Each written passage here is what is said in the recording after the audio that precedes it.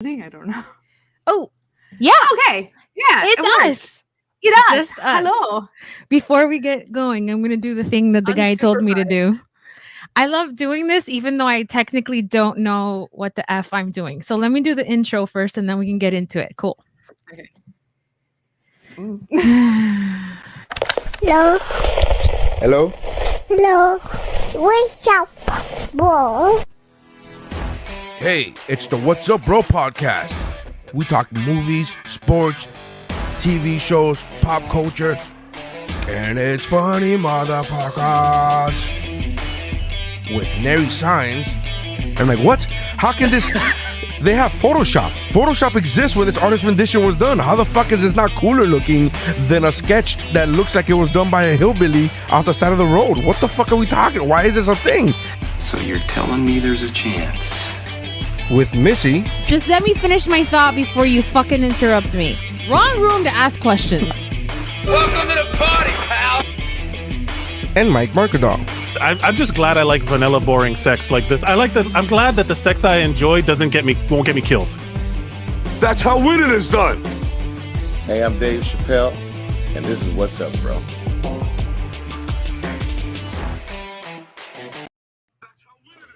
Hi. We're here. It's us. I'm attempting to actually and we're posted, and I'm done, and there's no phone, and now we're gonna try to do things. And man, I got to talk to you about how the ADD has come off. But anyway, before we get started, welcome to WuBro. There are no bros in the house today, so it's gonna be a good time. Woo bitches. My name is Missy. With me is the lovely. Wait, this way. The lovely. This way. Stephanie Meyer Senior. Oh, look, someone actually said my name correctly. Why do people usually say it wrong? You know, like Nary always likes to put like a weird pause in it that I can't even duplicate because I don't remember how he does it. He goes, Stephanie. Yeah, Stephanie. I don't know what that's about. So it's just us today. Mike is on assignment in Hawaii, and Nary is actually out fighting crime. So since he's doing that, we decided to hold it down and do this. Yeah. So let's see how that goes. I think it's gonna go great. Yeah. So I was gonna tell you, because I don't know, for the viewers that had watched or keep up with us, we talked about ADD a few weeks ago. Yeah. And then you and I been in our Patreon video. Probably. You should subscribe to our Patreon, and I'm gonna butcher it, so I'll just wait for instructions on how to pitch that later. But you and I did like a pop quiz of like, you know, give yourself a point for each one, and I know that I failed because I lost track of what question we were on about halfway through. Yeah, both like, you and Nary started going off on different tangents, and I was like, well, I think I know where this is gonna go. It was us three plus Mike, and I was like, tell me you have ADD without telling me you have ADD. Yeah, and then there's Mike, the only, like, I guess, neurotypical one out of us. But I mean, for ADD anyways, and he's the one in the corner just being like, "What is?" Yolanda's here. Yay! She said, "What's up, bro?" With no bros. I know. It's just us today. It's gonna be a good time. And Jeff's here too. He says, "Book club." Yay! Because for those of us not in our chat, so TikTok. I don't know. Have you bought anything because TikTok like turned like it showed up on your For You page? I have a few things in my Amazon cart because TikTok showed up. Yeah. Yeah. It's kind of waiting, and I keep stopping myself because I'm an impulsive buyer to begin with. So I'm like already like, okay, I know how I can be. Yeah. However, I think this might be the first thing we all cracked on. So a few weeks ago, I sent Missy a TikTok that I found fascinating. It was you and Q. Yes. Quills is a local poet, MC, all around awesome artistic human. I'm going to go get it while you keep talking. Okay, cool. Oh, you have it. Yay. Okay. So I sent Missy this TikTok that was like, because I'm on Book Talk. I'm on a few different subsections of TikTok. My For You page is all over the place, but you know, go figure with my brain. But yeah, the TikTok is actually describing this book by J.J. Abrams, and I forget the other author's name, Doug. So it's J.J. Abrams and Doug Dorst. Dorst. That's what I call him. Proust. I'm like, that's not right. And it was like you sent it to me, and it was like something like this very not very well known book that he was part of like 5 years ago. Mm-hmm. And what I said to Steph was, I'm gonna find it for us, and this will be the first book in our international book club. That was something I told her. And then like 3 days later, Jeff starts a chat with me, you, and Q, and he's like, "Hey, we're all getting the book." And I'm like, "What?" I only talked to Steph about this. Yeah. But now we're all like super excited because I picked up our copies. I'm mailing yours out tomorrow, but I picked up our copies today. And it was a glorious day because I hadn't been inside of a Barnes and Noble in quite some time. And they are letting people walk around without a mask inside. So it was like my first normal shopping experience since the pandemonium. I know this is like old news to you because Australia cares, but for us, it's not like that. So I was like, books, they smell. That's right. They do smell. I have not used to smelling them throughout, like without this shit in my nose. Yeah. And within 5 minutes, I'm like walking around because Jeff's wife, Christy, had asked me to go searching for some Harry Potter paraphernalia that I did not find. But she had sent me looking for it. And as I was looking for it, obviously I was picking up books. And at one point I was like, you got to tell me where this is because I'm running out of arms and I've been here 10 minutes. And she's like, let me look it up on the website. And I'm like, cool. Still walking around. At one point I had like a collection of Ernest Hemingway short stories. This book, Circe, I don't know if it's made it to your For You page, but it's supposed to be epic. This it's Greek mythology meets, I don't know, Game of Thrones, I think. I don't know. Okay. Anything with Greek mythology I tend to eat up. And this other book that I've heard about a lot, it's called Daisy and the Sixes, which is this girl who is in a band in the 70s, and it's just this takes off, and Almost Famous is one of my favorite movies of all time. So I'm like, at this point I'm waddling, and then I get a message from Christy. She's like, oh, it's not available for sale yet. I'm like, ma'am, you sent me into a crack house without crack in it. Like, what are you doing? Yeah, you sent me in a crack house. I'm walking out with a shit ton of meth. Like, what is happening? Yeah. So at one point I was like, okay, like I'm talking to myself because this is my problem, Steph. I have a subscription to Audible.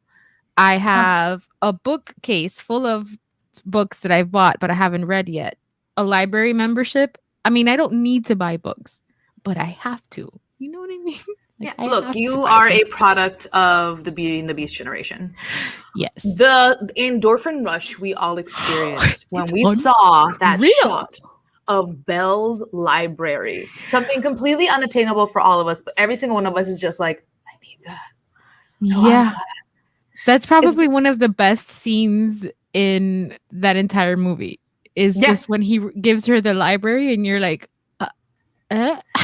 This is why people like love Beast. And it's like, I think one of the only reasons like Beauty and the Beast is like as big as it is because all our inner book nerds were like, oh, someone sees me. Correct. That's my whole thing. By the way, Yolanda says that your background sums up motherhood, high chair, and wine. And honestly, as a spectator, Yolanda, to this motherhood thing, I don't blame her. I don't blame her at all. It's celebratory wine, not like, coping wine. Coping wine. Yeah, no. Yeah. So yeah, part of the subscription I'm part of is a monthly wine club. You see? That's what I get every month. That's smart. That is totally smart. That was pre-motherhood though. That was just because like wine here is actually really good. Oh yeah? Yeah. No, I didn't. I don't have a wine club because I can't drink as much as I used to. So it's like I don't mean to brag, but be able to finish a bottle by myself. But now because of dietary restrictions, I can't. So it's like there's no point in. It's like the Massage Envy membership I have. Like, it just kind of rolls over. It rolls over, and it's like now I have like 4, and I don't have time to go 4 times. It used to be a really good way for us to like, whenever we'd go to someone's house and we'd be active and like go like socialize and be human. We Yeah. would just go take 2 bottles to people's houses. It was a nice little host gift. It was Yes. really easy. Rather than having to buy new wine somewhere, Yeah. take the time out to do that. Yeah. It comes out to cheaper.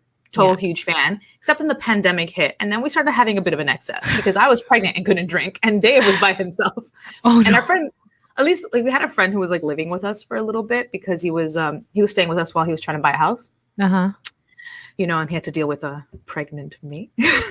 I can't imagine you being a hard pregnant person to be around. I didn't always think I was going to be. The thing is, I didn't know hormone wise quite everything that was going to kick in. And then once, COVID kicked in, it's just I got like really bad anxiety. Yeah. So like me myself, I wasn't always like, I'm pregnant. I was like, the world is falling apart. Yeah. Dear God, why? Yeah. So and then like you can't even larger. self-medicate because you're like your baby. Yeah. Talking Point is an amazing wine subscription. It's Stephen Amell's from Arrow. I've had some of the Knocking Point because the Mercancini House does subscribe to them. So it's good stuff. Knocking Point, because Aaron. Yeah. Yeah. I get it. My father-in-law's an archer. So backpedaling for a second. So you couldn't self-medicate, obviously, because you were pregnant. So how did you deal? I didn't deal. I know. That's I was something in a white people panini. do. I could not deal. Yeah, this personal pan pizza is not like it's not for the light. Yeah. So you didn't deal. You just kind of like just got to the finish Dave. line. Like the way I describe it is there was a day where I was really craving a snack. I don't remember what happened, but I started venting to Dave about something I needed, some sort of support I needed at that moment. And next thing I know, he's like, babe. And I'm like, what? He's like, you have a knife in your hand. And I looked down, and because I had been making myself a snack, I was gesticulating. But I was kind of like smacking the board and like trying to be emphatic. Like I forgot Dr. Banner. Yeah, like I forgot. Like I was trying to like have emphasis, but next thing I know, I'm just like going like face. That's a Latina thing that got you in trouble because you were talking with your hands, but there was a weapon. Yes, and the thing is, look, Dave is a saint. Like I love Australian Dave. He's so cool. Yeah, like look, obviously he has his things, right? He's human. Well, but he genuinely loves about me the fact that I am loudmouth, outspoken, opinionated. Like it's out there. Is that what you're saying? It's out there. It's out there. It's just over here because it's new again. Yeah, so then it's novel. I can like, confirm. That's so different. Like, I can confirm that is not here. I can't. No, over there they're like, "Why are you so loud?" And I'm like, "Because I'm from here." You're so stuck up. What do you mean? Yeah. You're like, "Oh, I have standards." Oh, thank you. I did a poll last week because I don't have a lot of single friends in my life. I have even less single women in my life. So I'm wondering, or I was wondering, if like nudes are like a normal part of like the talking phase. Ooh. So I put up a poll on my private Instagram. I should have done it on Missy the Writer now that I think about it, but that's for professionals. And I was like, is this like a thing that I like an email that I missed that's this like an update? This is a normal thing that people ask for or like the expectation is or whatever. As it turns out, it's not, which is very, very comforting because that's one less thing I have to navigate. Because I don't know about that. Like so many visuals in general are so necessary nowadays that like it's one of the things you're like, I don't need all of me to be tip top at all times. Sometimes I want to wear granny panties. It's just, I don't know. I think the pressure isn't enough that now I have to like, I can't take a good picture of myself to save my life. So I can't imagine pitching myself very well if I'm sending you pictures that don't have a ring light now though. I do, but and I just started using it like a few weeks ago and I've had it for like I'm a mess. But anyway, I was just like really curious, and as it turns out, no, it's not like a norm that we're not there yet. I'm glad. I hope I get out of it before we get there. Before that memo comes out. They're like, well, we've upgraded now, guys. Yeah, now it's that. Yeah. So you're saying Dave is a saint. So he was great during your pregnancy and during your knife speech. Yeah. Look, he tried as much as he could. There was days, I think it was just like all an adjustment because, and I know it sounds really corny, but it really does turn your life around, and it changes you into this different person just because there's so many other things you have to consider. And you have to think about this other human so much more that you start. Our generation is doing an interesting thing, right? Well, we're learning to balance our own needs with this person, whereas previous generations were like, correct. Yeah, with other generations were like, oh, now I have to prioritize as being over me. We know now that that's not sustainable. Correct. Really? So I'm like, okay, I'm trying to acknowledge this little human, raise them, do all this stuff, but then not lose myself in the process. Yeah. And that's the tricky thing. And he's been very supportive of that part of things because of the fact that he doesn't want to lose me. He doesn't want, that's like, a good to strategy. turn to someone else. Losing, that I think that's really important. I think I have I don't know if I'm showing my age, but I have a lot of Gen Z rants lately because I just feel like they're being very disrespectful. See, I think that's certain areas of like TikTok and social media though, because I keep seeing all this hate for Gen Z and millennials and stuff like that, but I've never met a Gen Z person I don't like. Okay, I agree with you, but if I'm going off of the like just the generalized perspective that I get, because my little cousin is I have 2 Gen Z cousins and they're 4 years apart, so it might as well be an ocean and a half apart, but they're Gen Z. And my whole thing is I am of the opinion that Gen Z is very emotionally stable for the most part, very self-aware, very in their body. They're nihilistic. They're super nihilistic. So my whole gripe is when they turn on us, the older generation, millennials, Gen X, and they're like, oh, I don't know what it is that I saw, to be honest, but it triggered me yesterday. And I was like, you know what? The boomers, they raised a broken Gen X and millennials. We're broken. Okay.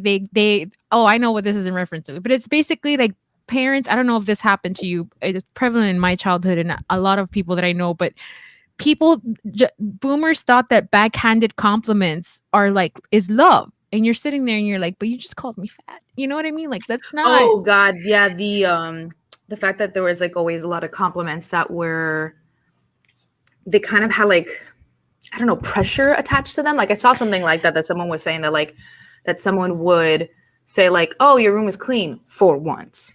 Correct. Like, it was always things like that. Yeah. And my whole thing is that I'm here for it. I love emotional stability. I think there's nothing hotter than somebody that can name their pain and like just talk to you about it. Like I'm here for it. But show some respect because we're broken and we learned. That's why your generation gets the privileges of because you're getting the millennial moms, right? They're getting the millennial moms who are like, I'm not doing this shit to you. Correct. Yeah. So I'm like, show some respect, goddammit. We walked so you could run. Yeah, so we didn't even walk. We cried and crawled. We cried a lot. I cried on Monday. Like it's a process. But... Oh God, yeah. I cried like, oh God, I legit broke down last week because we got an update here. Okay. That it looks like our borders aren't going to open till mid next year. Oh no. I know. That sets you apart. Like that sucks. Remember how this year I was supposed to be getting married? Oh my gosh. So wait, you're right. Because I was thinking about like just having your family visit. I forgot that you've like pushed. Oh, you have a wedding. Everything. I like everything. So initially our wedding was pushed back because we got pregnant early. Surprise. It was a surprise because we thought it would take us longer to get pregnant because the pregnancy wasn't a surprise. The surprise was how quickly it happened. We just decided we're gonna do it, and the next day when we're like, oh, we did it. It happened. That's it. That's it. It happened. Shit. All right. Yeah. Yay. So we decided like okay, let's we'll delay the wedding. It'll give us some time. It'll give some time also to save up and get used to being parents, and then because you found out before the Panda Express hit. Yes. So we were looking at venues, and we were like talking to a venue about like locking it in and trying to come up with dates. And that way we could send out save the dates. Correct. And then everything happened. We're like, okay, let's just wait. We'll see when the borders are gonna open. Still saying that. Oh my God. Still saying that. Because I don't want to. Neither Of of us wants course. to get married without everybody there. Of We're like, okay, look, we're already doing the thing. Like, yeah. And now we don't know when we're gonna do it because, the clock is ticking. I'm about to be 36. So like, if I do want to have our other kids, like, we gotta start trying again soon. So like, our wedding has to be even more pushed back. I swear, my kids are gonna be walking up my aisle. It's gonna be. Well, Neri wanted to know a few minutes ago when I guess you said that Dave didn't want to lose you, and he said, "Lose you? Where are you gonna go? You're in Australia." I'm trapped. I'm fucking trapped. I can't leave. I say that, but like, I just think generally people here aren't in a huge rush to figure out how to open borders because it's so damn convenient. Like, because it's so tight and so close, we've been able to kind of live perfectly normal lives since last year. Like, and we had that one shutdown, but then we were like, all right, that's done. Yeah. Meanwhile, I'm like running around Barnes and Noble today, like Macaulay Culkin in Home Alone, just getting faces, smiles. And I even asked my facial features. I even asked because when I was walking in, I went to the one at Sunset Place. So it's in an area that's traditionally more laid back, but so I didn't want to piss anyone off because I didn't know. Because usually when you're walking to a store here, there's like all over masks mandatory, social distancing, whatever. As I went to open the door today, there was none of that. And I was like, is this a trap? Because am I going to walk in and they're just going to jump out and yell at me? So I'm like, I peeked my head in Ghost Town because it's like 1:00 on a Wednesday. And I found an employee and I was like, I just want to know for sure, like, am I allowed to be in here without my mask? And she's like, yeah, are you fully vaccinated? And I'm like, yeah, do you want to see my card? And she goes, no, it's okay. And I was like, ma'am. But there are people who could just be like, yeah. But that's why I was prepared to like flash my FBI agent. I think it's one of the things where like I understand why there's a little bit of weirdness to be like, here's my papers. Like, that feels very icky. I get that. Yeah. I get that there's negative connotations to that. Yeah, like, I totally get that. I can see that.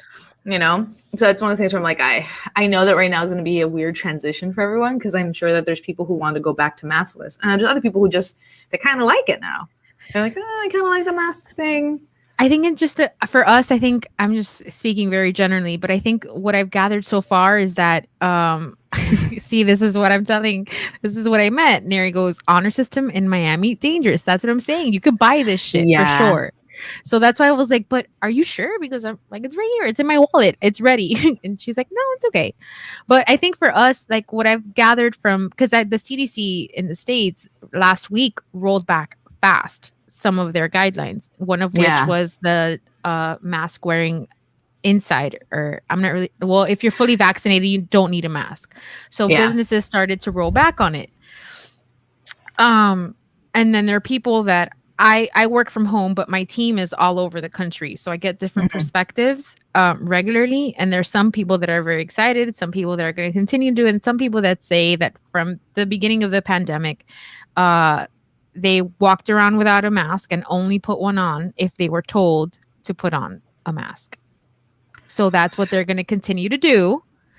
And I'm like, thank you. Congratulations for you. I'm like, thank you, but you were doing it wrong the whole time. Yeah. So I'm just wondering. I honestly don't know what to say to those people anymore. I'm just like, oh, good for you. Look, I've been of the opinion of, I don't know, man. Do whatever makes you feel comfortable, but you're going to have to follow the law. And I'm not going to I'm not about to jump down a business's throat for what they decide to do. They're a private establishment. If they decide to enforce and or not enforce, that's on them. I'm still have autonomy over my body. So I will do do what I feel comfortable with. Yeah. I just don't like people who like make people feel weird. Like apparently there's people who like give people shit for wearing a mask. I'm like, that's on their own body. Like chill. Like what they're doing is not affecting you. Like that's a bit much. Well, here comes Jeff with his perspective, and or he said some of those people were better off covering their ugly ass faces with the mask. And quite frankly, he's not wrong. But he's not wrong. But I just find it very interesting that, Look, I'll admit, like over here, because we haven't had to do the mask thing, when I put one on and I have to wear it, because we're going to be in tight quarters, because we do if we are in places that there's a lot of us and we can't social distance, it's still advised that we wear masks, right? Right. And we'll do that because we have a tiny baby who needs us to be healthy. Correct. Right. So Dave and I will do that. It doesn't mean that the entire time I'm just like, oh God, this is fucking miserable. Like, I hate having this thing on. I do it. But like every once in a while, if I'm by myself, I'm going to be like, hey, okay. Yeah. I did that. Actually, I was kind of an a-hole at Universal a few weeks ago because so I'm I keep going to amusement parks, but I'm claustrophobic and crowds like make me dizzy. So why? I'm gonna unpack that in a second. So I've trained myself because I do enjoy amusement parks, so I don't want to miss out. And I haven't, like, next weekend I'm going to Disney, but I'm going because Disney still is doing the 30. They're still maxing their capacity at 30%. They have a very organized Disney system to it. Okay. And they're enforcing the 6 feet apart, but Universal did not have the same plan. So that's on brand though. They were maxed out. They were maxed out. And I'm in the middle of a very mild but active panic attack. And I know how to work this thing. So I'm like, all right, look at the posters, look up. And then my friend's like, I want to do the Hogwarts Express to Islands. And I'm like, worst idea if you're in the middle of a claustrophobic, like triggered panic attack. It's like, hey, you want to be inside a tiny box? Do you want to go inside a tiny box? Before the tiny box, I had to make the line. And the line was an hour and a half long. And it replicates a subway station. So I'm like, yeah. So like, okay, do you want to go inside the slightly not as tiny, but still tiny space to wait to go into the tiny box? Well, here's my conundrum in that point. We're not in a big group. It's just me and my friend. And I'm like, if I kill this for her, I'm going to kill this for her. And I feel awful. So I'm like, I can, this is where, the push through, like, what's the first time of her being there? Like in a while. She's done it before, but I just felt you're not ruining shit. I feel so bad. I know it's weird because your brain is thinking you're dying. You know that. Yes, like your brain is like, I'm dying, but I don't want to put her out for my death. Like, so naturally, I'm like, just suffer so your friend can enjoy a 2.5 minute ride on a train. This all makes sense. So I'm like in it, and I'm trying to, like, I don't want to ruin her day. Or the vibe, I guess, of our trip. So I'm like, I'm like, poster, London, like, oh, look, 10 yards in front of me. And then at some point we were doing the 6 feet apart, but I had to unmask. And I was like, if I get yelled at, I deserve it. But I'm also like about to pass out. So, and that's not something that I can just say, like, that's not like a thing. You're not one of those people who's like, oh, I'm passing out because I'm wearing a mask. No. You're pass out because you're like unrelated, completely unrelated. The minions in my brain are beating me to a pulp, and I just need a second. So I hung my mask off for a little bit, and I was fully prepared to get yelled at, and thankfully nobody did. But I was bad at Universal, and I confess, but it was not an asshole move. It was just me trying to, like, work through. Like, I'm trying to get through something right now. So my friend can ride the Hogwarts Express, which is a totally normal thing to say in your late 30s, right? This is part of what Gen Z has a complaint about with millennials, right? Like, there's certain Gen Zers that see our Harry Potter obsession as trying to be stuck in our childhoods. And point. Like, I can't buy a house. Let me have Harry Potter. Exactly, right? I'm like, look, you're not wrong, but not for the reason you think you're right. Correct. It's not infantile. There's nothing for us to do but hold on to the things that make us happy. Like, look, we were told life was going to be a completely different way. Let us hold on to our little joys. Can I? And our escape, like, we're just very into escapism. And because we're still being productive members of society, but we need to have little moments where, like, but also I'm a wizard. Exactly. Like, but also Ravenclaw for life. Yeah, like, I love D&D for a reason, because, like, yes, right now I am stuck in like a Panda Express and like I can't leave fucking Australia. But, you know, every few weekends I get to be a half elf, you know, little like shepherd who has talking. I have a talking animal. I have a talking squirrel in my game. Like he's a talking squirrel. He's a little. Is it your talking squirrel or somebody else's talking squirrel? No, in the I don't know game. how this. Oh, like in in the game, there's a talking squirrel. World, there is a talking squirrel that I found. Gotcha. Who is cursed by a witch? Right. Check. All checks out. Check. Yes, you know, he switches into different personalities every time he dies. Yeah. No, I get it. Every time he dies, not just the time he died. Every time he dies. He has a few. Listen, I'm of the firm belief that like what you like. If I'm prepared to receive shit for being or very in a very docile manner defending Twilight. I'm prepared to receive the heat, but I fucking like it, so leave me alone. And I haven't ascended to the D&D level of our world, you know, the nerddom world. I'm getting there, but what I found was a good coping mechanism. When my Ravenclaw brain takes off, like I've deep dived into this shit. I'm just trying to put all pieces together, but I'm getting like the concept of it. But where I couldn't escape to the D&D world yet. I have found that reruns are very, very comforting. Now, that is a telltale anxiety thing. I have yes, and you know who pointed it out? Motherfucking Gen Z on TikTok, and I was like, "Excuse me, you are very loud." I feel very attacked, but also, yeah. I'm like, what of it? Okay. So I cried watching the trailer for the Friends reunion today. Sue me. They won't sell me a house. This is all I've got. Look, but I'm a step right now. I feel like a winner. We own our apartment. Nice. That's something for my generation. I own my bed and this mic, this computer.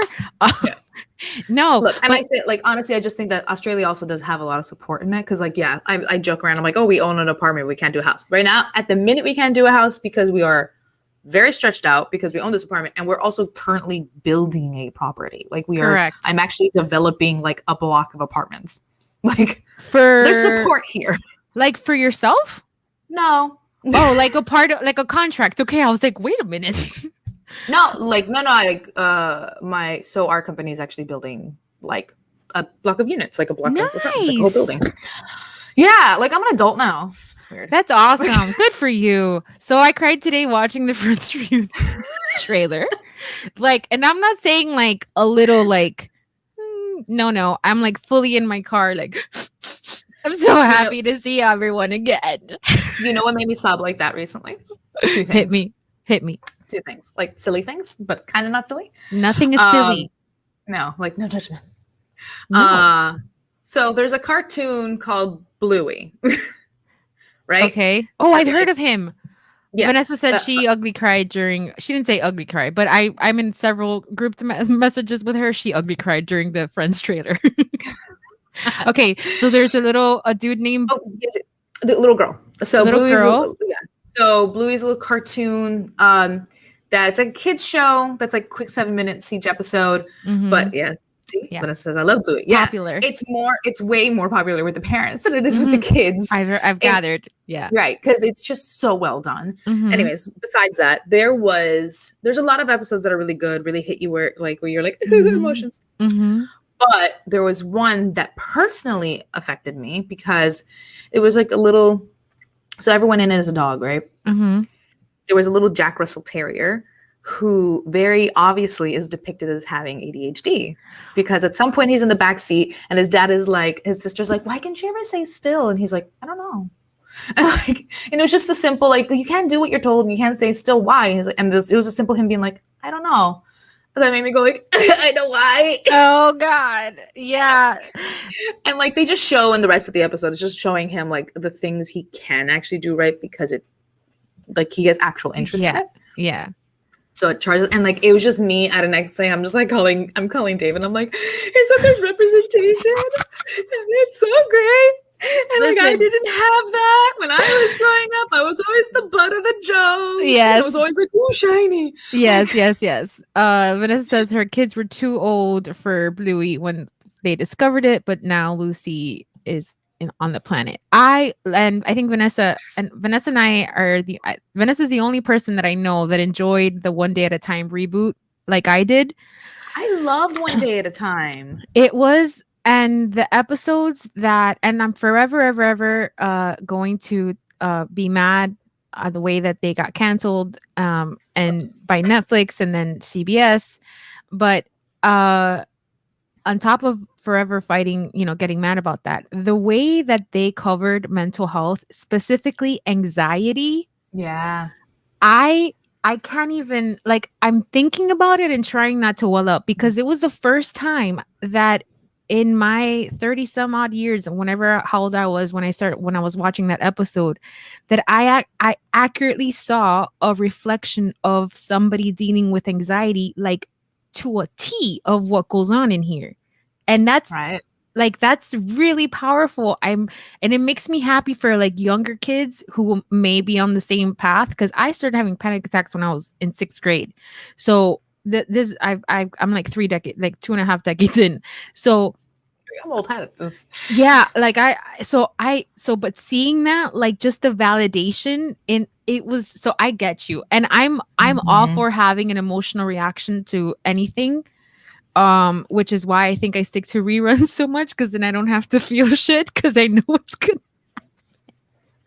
I can't help it. Like, I do this really bad thing that if I'm getting into a new show, because my head is in such a weird place lately, yeah, I 100% like, I'm enjoying this. Looking at what happens at the end, so I can make sure that I'm like, okay, I can enjoy this. You're not gonna like How I Met Your Mother me. Yes. Like, I don't want it. That's such a good fucking analogy. I don't want this. I don't want to be like, oh yay, growth for everybody. Like Barney and Robin make some sort of weird fucked up sense. Like, you've moved on. I love that lady playing that ukulele. What? What? What do you mean? You should have ended 5 minutes early. What is wrong with you? Listen, I give Neri 60 seconds to jump in with some fucking comment, because he rides hard for How I Met Your Mother, but like, especially the later years. And I know that I'm misquoting him. I'm misquoting you. Okay, I understand that. But the ghost that's around at the no, it's just, I think it's like PTSD at this but you're like, I'm also traumatized for this reason. No, there's not a corner. That's something else that TikTok has fucking ruined for me, is that every, like, I don't know, I know how this happened, and I'm trying to fix the algorithm, but I get like, oh, do you this and that, or did you have a happy childhood, or is that because it's a trauma response or some shit like that? And I'm like, there's not a corner in here that is not a trauma that has been trauma response. That has been contained, like separated from, like, it's just all trauma. And sometimes I'm like, enough.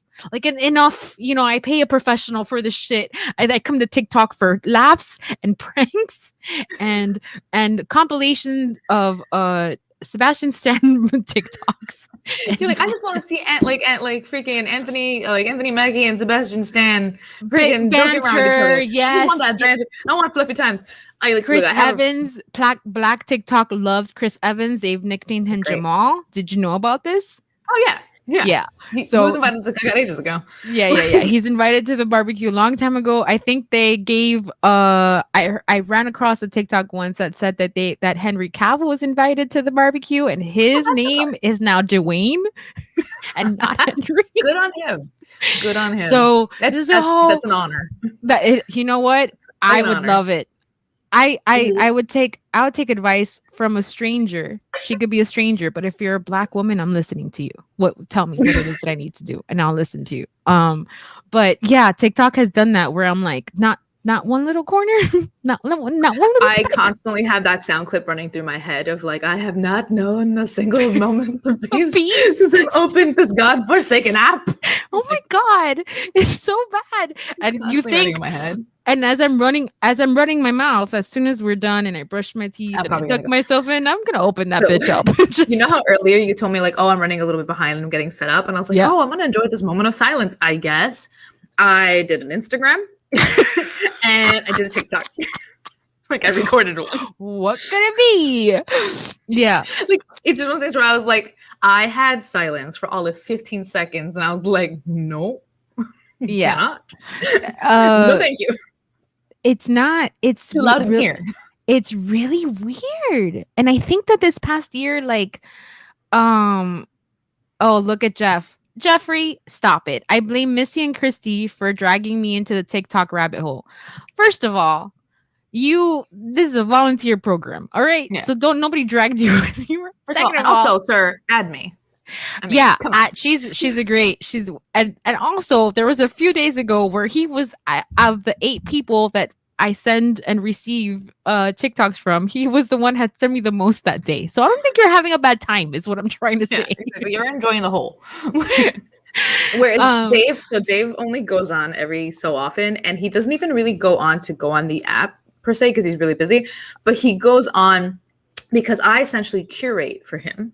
His own little, like I sent him so many TikToks that he could just sit there and just scroll through what I've sent him. Yeah. And create his own little experience. Bubble. Got you. Yeah. Like, does he have ADD?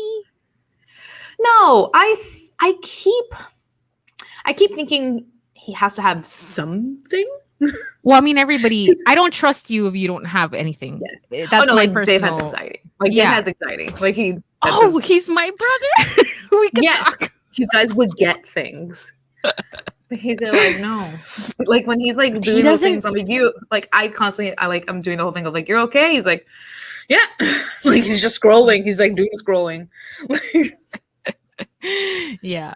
Yeah, no, I can't, but the whole, like, and I was thinking about this when I was driving away from Barnes & Noble today. I was like, man, I could have definitely read more, got into more new shows. Jeffrey's about to yell at me, but I have an endless list of recommendations from Jeff, from Neri, from Mike, from everyone. Yeah. You, I think we were on an episode together where I confessed that I hadn't seen a lot of childhood movies, and I went home with a homework, a whole sheet of things. I've seen the ones that mattered, like Big and Cool Runnings. I've seen a handful of them, but it's really hard for me to get through, especially if it's not a sitcom. And Jeff has been not badgering me, but badgering me to watch Supernatural forever. And God bless him. There's a lot of stuff, though. But it's a lot of seasons, and it's not a sitcom. And I know it's good. I'm not going to deny. I know I haven't even seen it, and I know that it's a good. You see, look at that. It took him 0 seconds. I won't mention that you should watch Supernatural. So the problem I have with Supernatural, the problem I have with it, I love him. I like the problem I have with the show is that I love it. Okay. But I have been tainted by Tumblr. Like there was a period of time where I was bored and the show wasn't like, it was between seasons and stuff like that. So I actually fell into the hole of fan fiction. Okay. And I actually fell into the hole of like a particular pairing. But go on. A particular pairing on the show that I'm like, oh, that would be so fucking good. That would be so fucking good. This would be genius if the show actually did it. That's and it always felt like they were fan fiction. Right? And like some of it's actually really well written that you're like, damn, dude. Yeah. Freaking 50 Shades wish it would. Like, oh my God. and some of it's like. That's one thing I did do a deep dive of last year was fan fiction. And it has been particular pairings that I go back to all the time. They're my comfort pairings. Me too. I have. So this is what started it. TikTok went crazy on, and I'm sure it was a thing. It was a move or whatever marketing. Jeff just commented the exact pairing that I'm talking about. Cass and Dean. Yes, I wish. Right. So what now? I'm gonna fall asleep to Supernatural TikToks now because they're listening. So TikTok went rapid last year because there was this viral TikTok that went through about this crazy fan fiction, Star Wars fan fiction, where lightsaber was used in an unsavory manner. Now, I tried to avoid it. I did my best. But then Christy got into it and she's like, you have to read this. You have to read this. So I'm like, Christy, come on. Like Trainwreck read it or like good read it? I started out reading it to just see what the fucking big deal was. And the thing is that what happened was that the lightsaber is used in an unsavory manner, but it makes sense at the point of the story. I don't know that it's the best written. Yeah, Christy did. She 100% did, and I love her for it. Because we're talking about escapism, and then let me tell you, fan fiction is definitely, but like fan fiction sometimes crosses that road of like, there's like Harry Potter fan fiction to the point where I start reading into it when I read the actual source material. But I'm like, I see it, I totally see it, and like Jeff just mentioned, her and her freak ass Harry Potter fan fiction. That's my thing. She's so into it. A particular Harry Potter fan fiction that is longer than any book I've read. She was just telling me about that like 2 days ago. Fucking all the young dudes. She's like, can you imagine? Good. She's like, look, she's like standing in front of her bookcase and she's like, this collection, the original Harry Potter collection, has 1.something million words. The same one I did. And the fan fiction that I read, just one, and I'm like, and she's like, and I've read it multiple times, and I'm like, you've read the equivalent of these, but to be fair, people have read the Harry Potter books multiple times, so it's not an outrageous idea. But I got because it's someone else like I wrote this thing that you're like, yeah. I got stuck in the Star Wars trope. Stuck is a tricky word because I'm there. And willingly, like you're not so much stuck, but you're like, I live here, I made a house. Because it's just now there's just you open one door and then you just gotta open all of them. And like, yes, the first one that I read was the infamous lightsaber. And actually I was at my friend's house who has a lightsaber, and I picked it up one day and I was like, this doesn't feel like it would work. But this I'm like, this feels like it would be painful. I don't think. Okay, sorry. All right, so the lightsaber wasn't on. No, it was not on.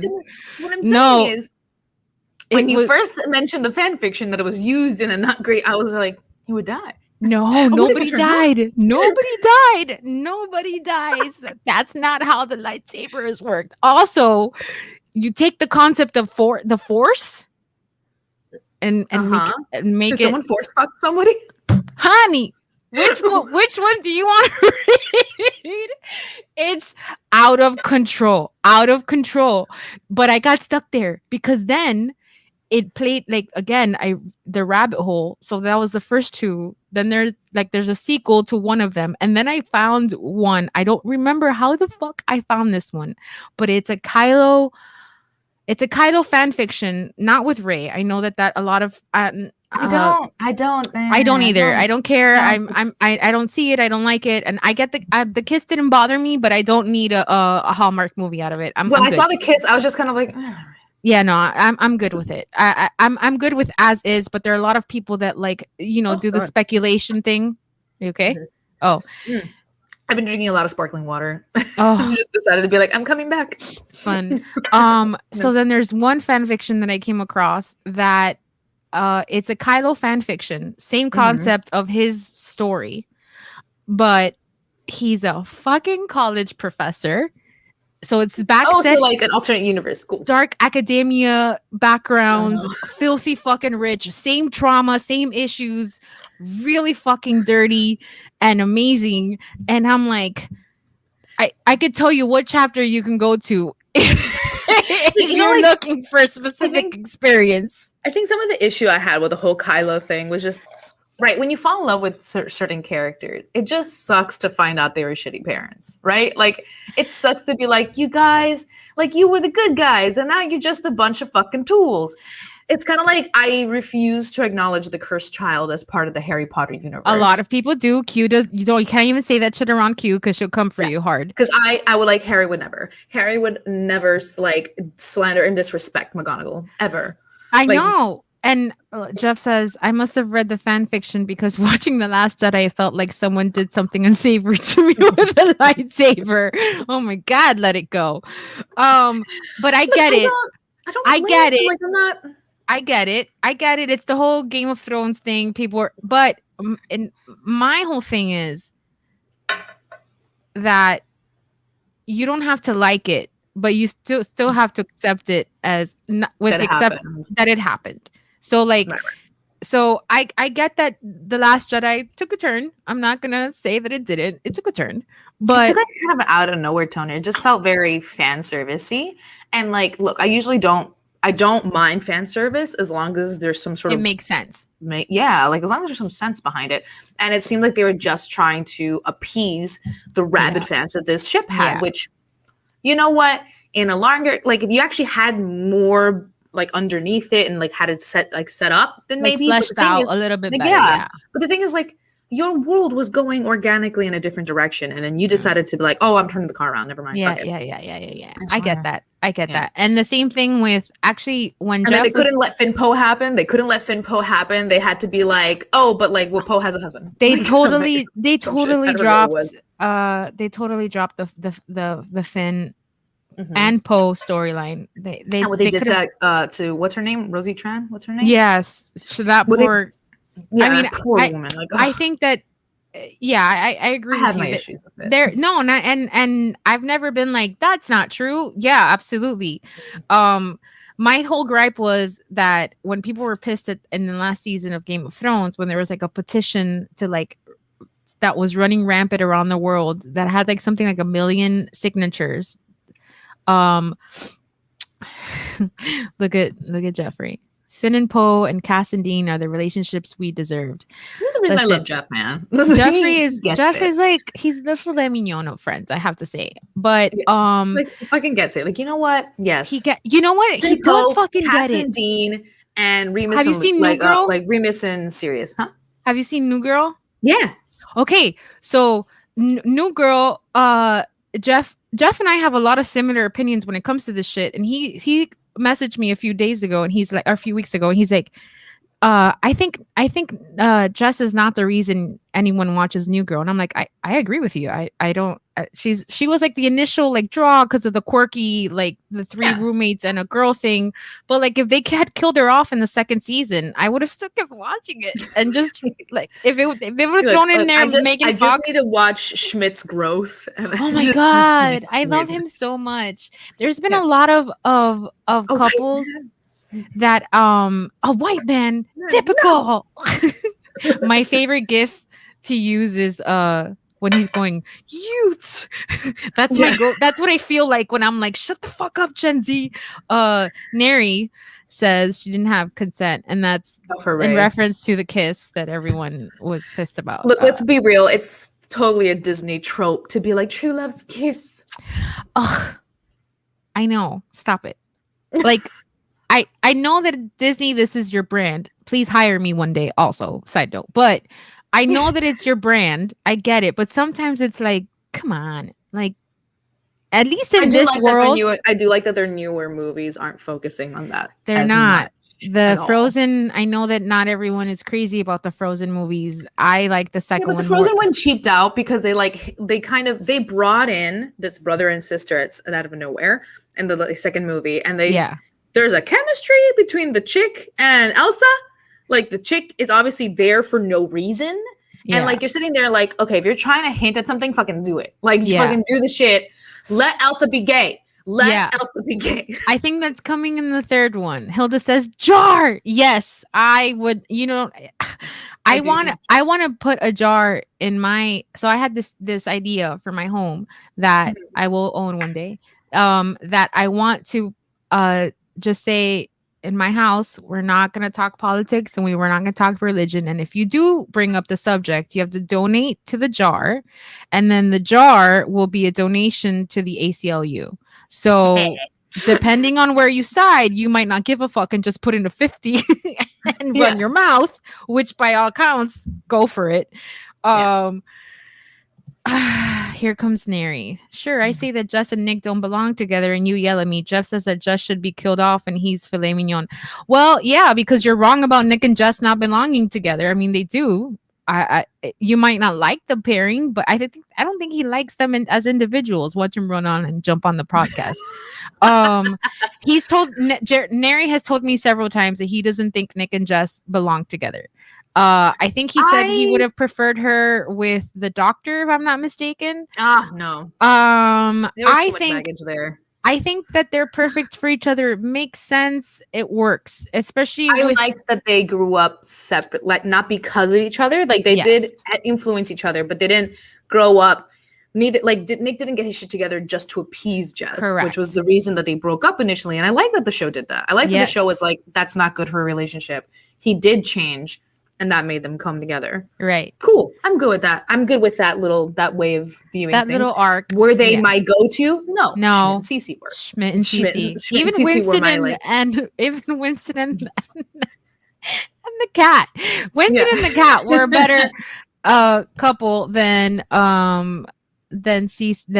Nick and Jess. How do they belong together if Jess should be killed off? I'm not saying she should have. I'm saying if she would have, I would have still kept watching. Honestly, I would love that roommate scenario for myself because I love hanging out with guys. It's just that all the guys I know are married, happily so, and that's not. And it would get awkward. And it would get awkward. And honestly, when I have looked for roommates, it's not savory advertising. It's not the kind of apartment you really want to move into out of nowhere. Like in a fictional world, it works. But these are safe people in a fictional world. Correct. It's like Schmitty would, you know what I mean? But like in here, it's like, come move in. I'll be your sugar daddy. It's like, man, I have that original world. If it happened in the real world, Schmidt would have been a complete douche who was like, all lives matter. Yes. Nick would have been a man-child forever. But Neri also thinks Brandanowitz is a good character. So I don't know why everybody hates Brandanowitz. He's vanilla. I'm glad I don't care that he left. Like he was written off and I didn't miss him, but I don't know why his character was like, "Oh, I'm leaving." I'm like, "Oh, I forgot you were there." I do have a gripe though, because Anne, her whole thing was that she didn't want to end up with like a douche, like a preppy douchebag or whatever. So she ends up with Chris, or like all the reasons that she has for breaking up with Brandanowitz are the reasons why she ends up sticking with Chris. I know it's a writer's room thing, not really like a factual thing, but I was like, this doesn't add up to me. But they also just kind of made her like fade out. Her character like faded out, and she kind of became aimless. It became the Leslie and Ben show, and honestly, I didn't mind too much because I love Leslie and Ben as a couple. I do too, so much. And Andy and April are awesome. And that's my gripe with Anne is that I wish that Rashida Jones had more leg room, like her character had more development than just she landed on like having a baby, and then like it was a very predictable end for her, where I think they could have done a lot more for her. But I think that had more to do with the projects that she had going in the background, because I think she was filming. Yeah, she was doing a lot. She was My Idiot Brother at some point. Yeah. Have you seen My Idiot Brother? She's hilarious in that movie. So Hilda says, side note, I love that tonight it's What's Up Chicas runs to get wine. Yes, it is. Everybody drink. Neri says there's nothing wrong with vanilla. Right, but like it's not the first thing you're gonna get when you go to a specialty like ice cream shop. If I'm going to like an ice cream store, I'm gonna be like, oh, what's your new interesting kind of thing? I'm not gonna sit there and be like, hi, I'm gonna pay you money for vanilla. Like, yeah, no, you grocery store at home. You wouldn't like Instacart vanilla ice cream. Like that's not how you're Instacart. You're going like the chubby. And when you want vanilla, it's easy enough to come by. Correct. I don't know. I know what his point is, but I'm obviously saying vanilla is like I'm talking about men. I'm talking about men. Just FYI. In case it wasn't clear. But yeah, there's just I did binge last year. One of the few shows that I didn't have on repeat was Schitt's Creek, which I loved. Good. That was so good. And I cannot even explain to you how much I love Patrick and David. They're like top tier. I randomly think about them sometimes. Steph, what did I get when we went to Zumbo's? No, Neri is the kind of person who actually literally went to this like is that an ice cream shop in? No, it's like a dessert, like a specialty dessert that has like fancy cake or anything like that. But I mean, look, you got vanilla. Yes, he got a vanilla cake thing, but it was like a French vanilla bean, little covering. Like it was a person. Ooh. So he got a vanilla. Like it had some special flavoring in it. He still had a little bit of like vanilla bean and vanilla, a little something, a little zest. Yeah, not zest. That would be too far. Yeah, I know. What kind of dessert are we looking at here?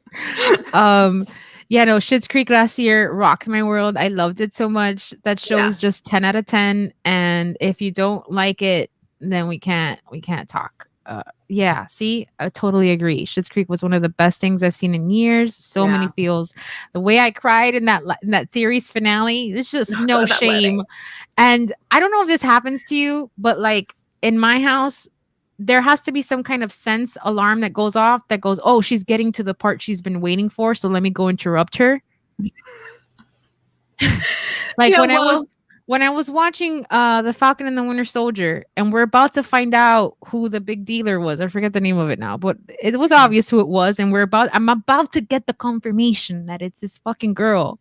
Mm-hmm. And Maria walks in. Maria's my mother. She's like, "Do you want to eat?" And I'm like, "Get out!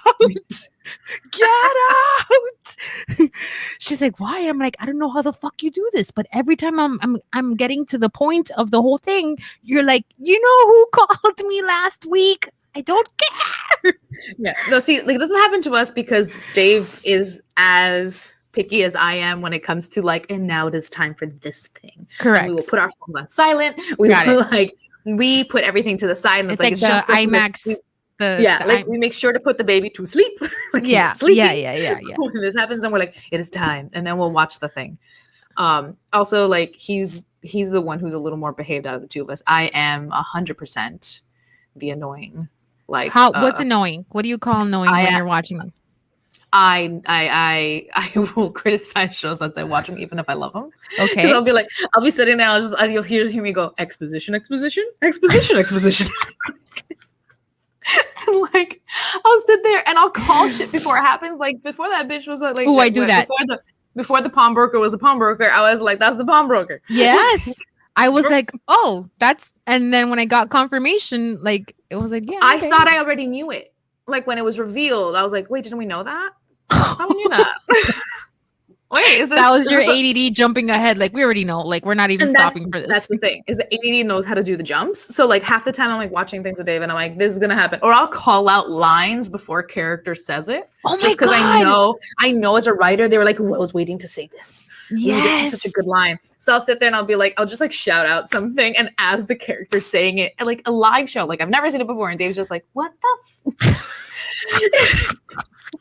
That's amazing. I can't do that, but I do call shit before. Last summer I was binging Umbrella Academy and I was calling certain things out to Neri, and he's like, you don't know that, and I was right. And then he's like, but you didn't know that, and I'm like, yeah, but it was pretty obvious. Like, nobody's that good. Like, the thing is, like, when you think like a writer at all and you've had to do anything with it, you're already like, okay, what's the kind of thing I would love to do? Correct.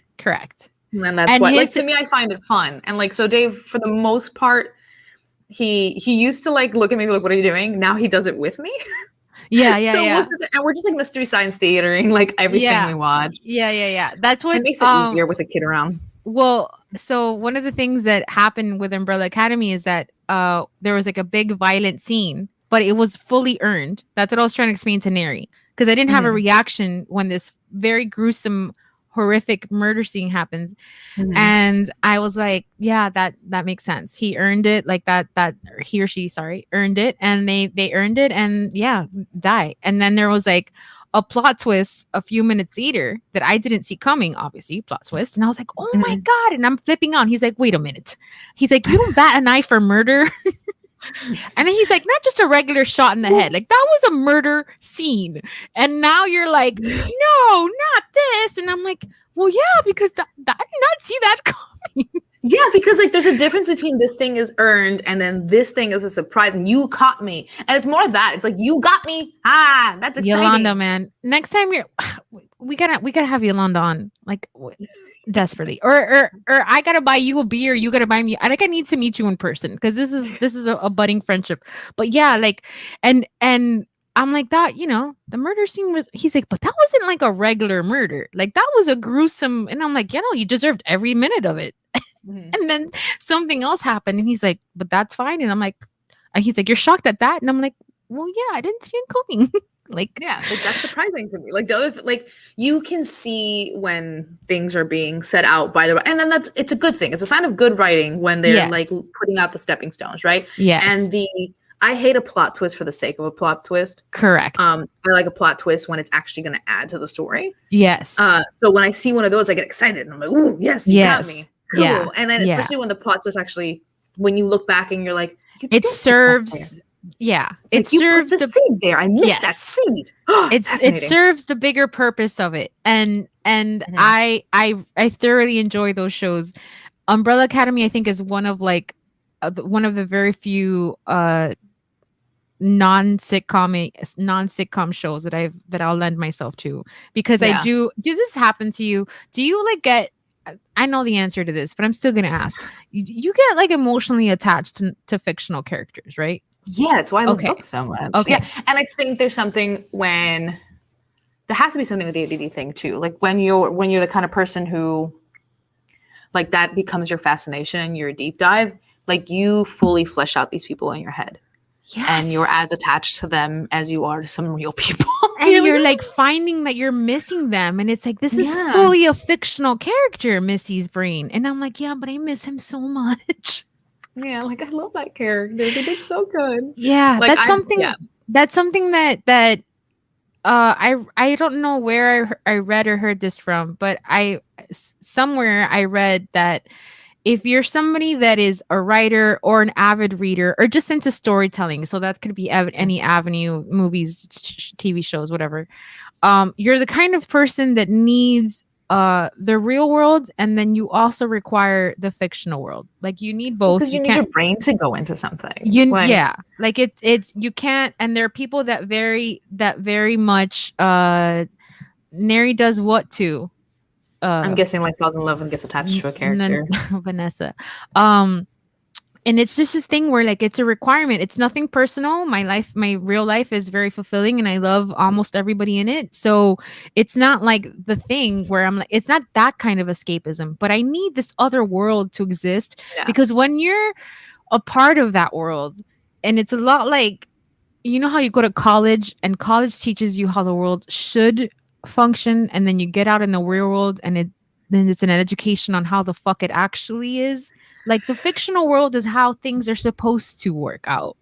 I think that's why Daniel Steele there's a logic to it, and there's a sense to it, and there's a structure, a purpose. And things have to pay off. Like there has to be payoffs, yes, for things to be satisfying. And in real life, not everything's satisfying. Correct. Not everything has a payoff. Like we're in a huge, I can't even think of another P word at the minute. Palm tree. We're in a huge palm tree.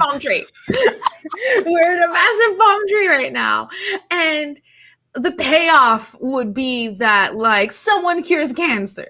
Like the payoff would be that all this time climate change fully reversed. Yeah. Like, there would be a payoff. But instead it's kind of like we're kinder to each other. There's there's like an agreement, or no, none of that happened. None of that. Like right now that there is no actual payoff. No. It's just life. Trauma. More trauma. Life, life is just that. And you can appreciate the moments in it, and you can appreciate when it has when life actually does have a bow. Yes. Like every once in a while it'll happen, and you'll get excited because it finally happened. There's like a sense of satisfaction and like that level of like a home cooked meal. Like it just sits great in the tummy. And I think that, it's just, I don't know. I thoroughly enjoy the fictional worlds. But that's why I have to be very selective, because I do get attached, and I know that The Walking Dead, a lot of people jump ship for because it did take a turn. But I jumped ship like in season. I jumped ship ages ago. Yeah, I jumped ship in season 8. Is it still on? Yeah, well, this fall is the last season. Oh, okay. So I'm gonna binge the season 9 and season 10 just because I committed this long and I want to see the thing end. But season 8 is where I jumped off. But I know that for a lot of reasons people jumped off before. I jumped off because of the certain character death. Correct. A lot of people that I know did the same thing. I stuck around. He was my comfort character, like my fave. And then the moment my precious little fave was killed off, that was so fucking awful. Gruesomely. I can't even so traumatically. I was like the way that I was sobbing. The way that I was sobbing for this character was unreal. But I used to suffer with The Walking Dead a lot because I got so attached to these characters that when they suffered, I suffered, and that specific episode was traumatic. So I have to like, it sounds ridiculous, but I think a fellow artist, writer, reader will understand that it's like I have to be a little selective because I will fucking suffer with you. Yeah. I think because of what a stressful year we had and like where our heads have been, and for me, because it's been extra stuff on top of that. Yeah. And then hormones are crazy at the beginning of pregnancy. Yeah. And then during pregnancy and then beginning of motherhood. I have had to be very selective about what I let in. Do you feel like you're reaching a like, I don't know what the correct term is, but do you feel like you're reaching some kind of like balance now, or like you've come back to yourself a little? I kind of have, like, I'm having more moments where I'm like, oh, there I am. I know you. Hence why I'm starting to record again and doing little things, because like I love that. Yeah. And I know it sounds really silly, but like the other week I actually picked up my camera for the first time in ages. Yay! And like that was huge for me, to the point where, because it's a new camera, I'm like, oh fuck, I gotta relearn this thing. But that, like, I'm actually starting to just think of things more, and like even wanting to read, like we're gonna do our book club thing. Yeah. I have not been able to sit down and read anything for ages because my mind just won't let me. And then all of a sudden I'm sitting here committing to like, I will read this weird ass thing instead. I don't even know what this fucking book is about. I mean, we're going to find out together because I have no, it just said J.J. Abrams. I'm like, I love it. I like his stuff. Be like, oh, it's a puzzle? Cool. My brain needs some shit right now. Like it needs to like deep dive into something and being like, and I like that it's a collaborative experience between 4 people being like, what did we do? Yeah. Did you get yours? Did you get yours? I think right now my whole thing is like collaborative storytelling, and I think that's why I'm really into D&D at the minute. I say at the minute, but it's been a couple years at this point. Yeah. I'm fully more into it now, to the point where I have like some of the DM books and things like that. Yeah. Toy with the idea of doing it my damn self sometimes. Because it is collaborative storytelling with people, and like you have to get invested in these characters because you made them. Yeah. Okay. And everybody's on the same journey, so everybody's on the same page, and like the development. If you're with a good group. With your good group, then you're all on the same page. So I like that, and you have to have a certain amount of buy-in if you're deciding to do it. Yeah. Unless like some of my friends like who have come in for like one like game of our long-standing games, and we're like, what is happening? I think that it's storytelling is a life raft. It's fun. I fully respect people that just like it, but I realized in this pandemonium that I really like just storytelling, because I used to just say like, oh, books, but like by evidenced in my involvement in the WuBro network for this many years, I can run my mouth about pretty much any story that we're talking about for ages. I can give you a geek more. We can fight about. We can talk about books on. Like I can just do it, and it's because I think I genuinely have like a genuine affection for storytelling in all its form. And being the Ravenclaw brain that I am, I found a book that this guy wrote where he's like discussing the anthropological roots of storytelling, like to the Greeks and Romans.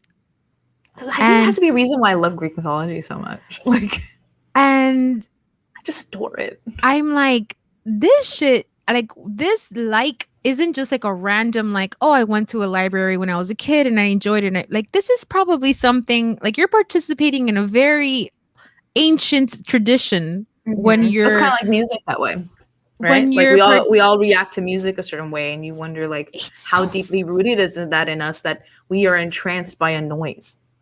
We can sit around and just listen to a noise and experience a sound together and all take something similar from that sound. It's kind of fascinating that way. And just a little different. Like my mom, when I was a kid, she was, I mean, it was rock to her, but classic rock, what we would call. So Led Zeppelin, Aerosmith, the Beatles, like everything that was prevalent between the 60s and the 70s.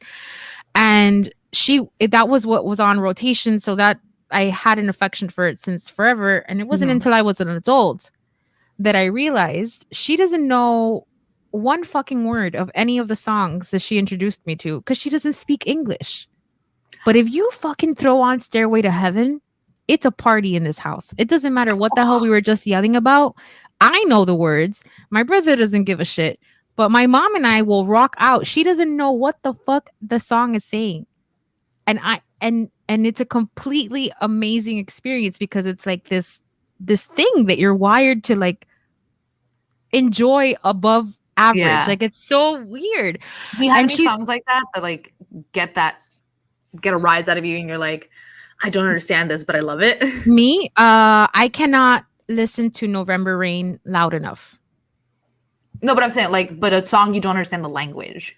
Oh, a language. I don't know. I mean, that one song in German from that really German band that's very heavy.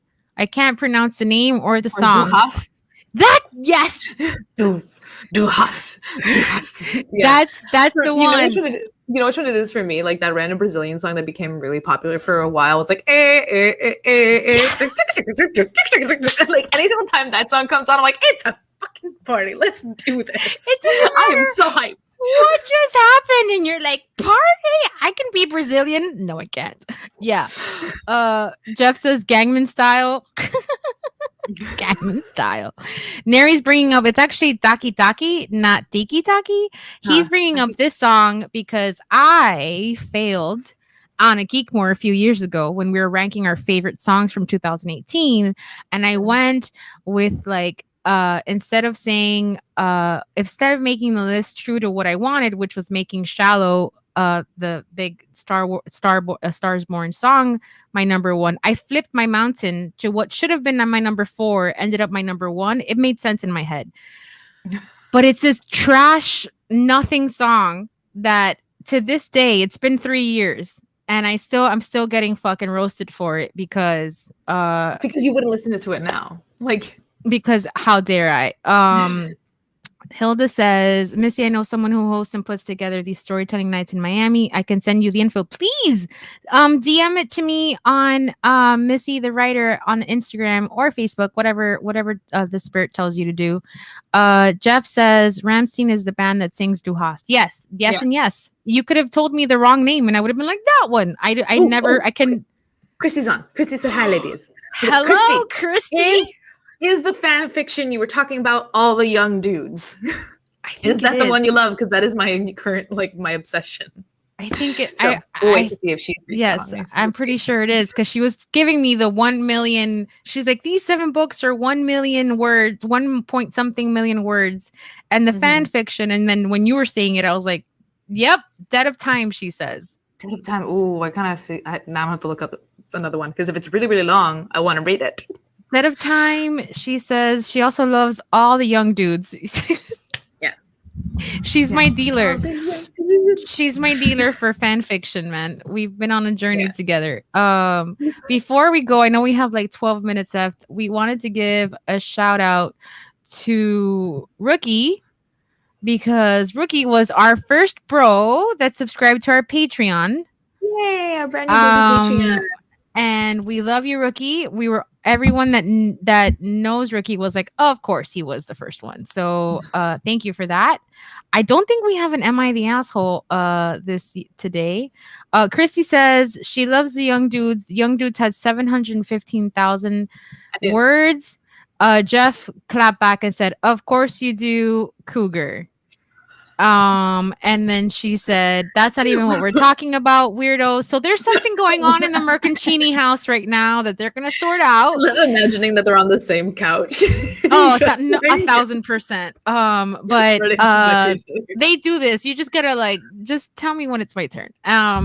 But yeah, she's been. Dave and I recently realized, this must be like a thing we're just used to from like back in Miami, right? Okay. Like I said, I'm very different from a lot of people here. Dave and I recently, we realized that apparently we have the reputation of being argumentative, like with each other.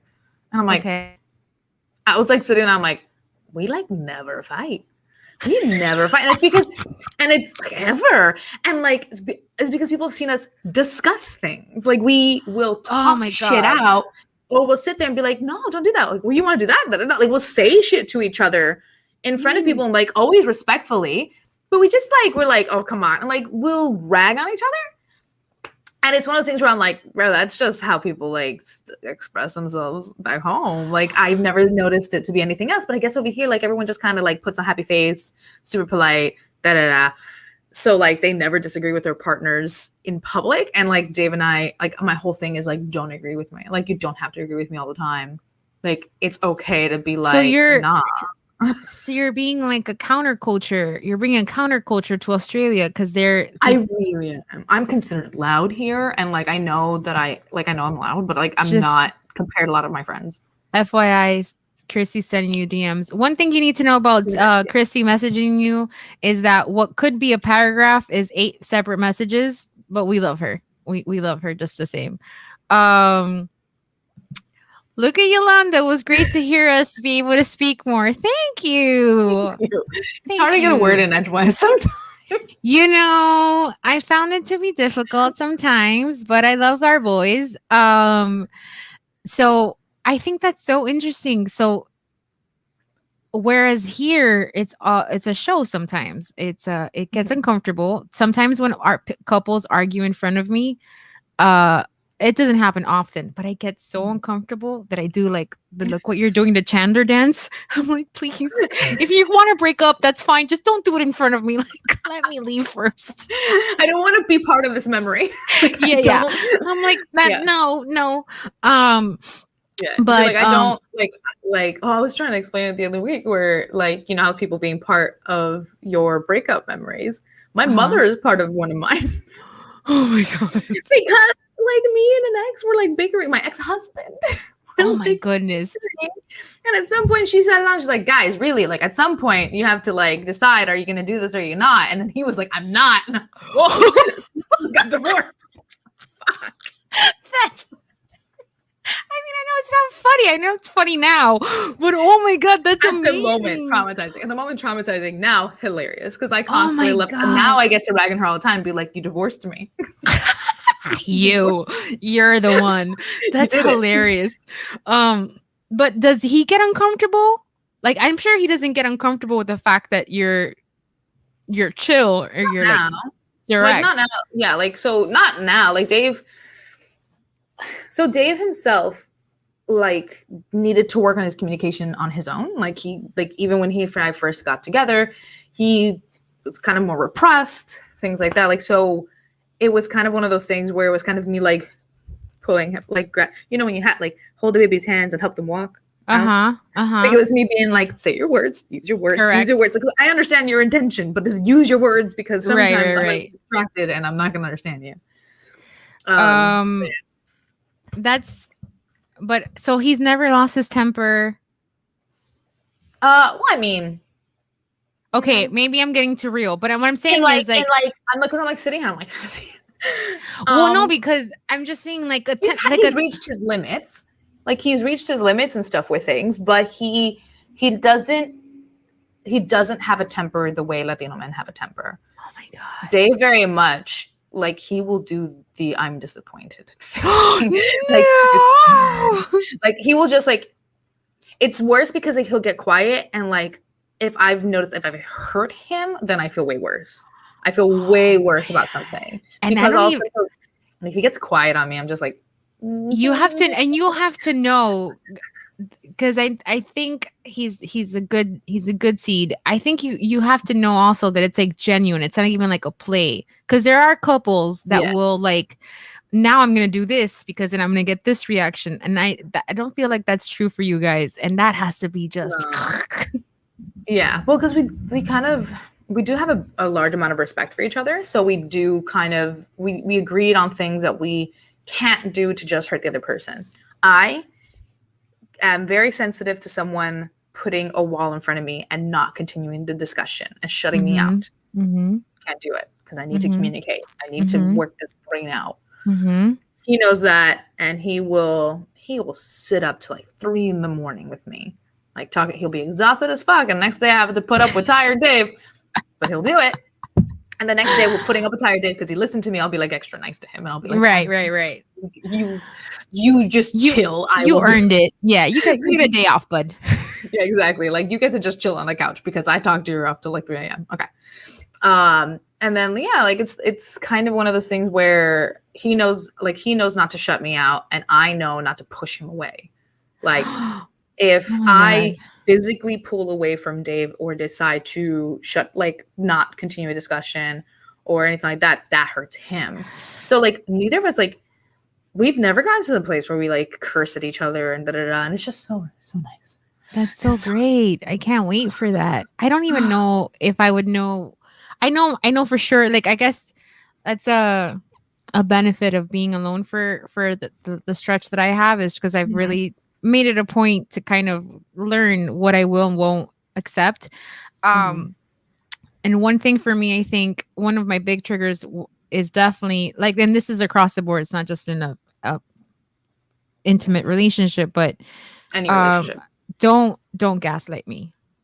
Even if you have scientific fact that I'm wrong or I'm panicking, don't gaslight. There's just certain ways you shouldn't phrase things, and being like, no, that's not happening. Being like, oh, my intention is this. Like, explain shit so that I understand where you're coming from. There's that, and then there's like, or I don't know if this is gaslighting, but if I'm in a situation and I'm feeling a certain way, I feel a lot of things. That's just that's how I'm built. I've mastered it, I think. But if I feel like XYZ, don't try to correct it. Don't try to tell me that's not but I'm sorry I made you feel this feeling, and it's already too late. It's been felt.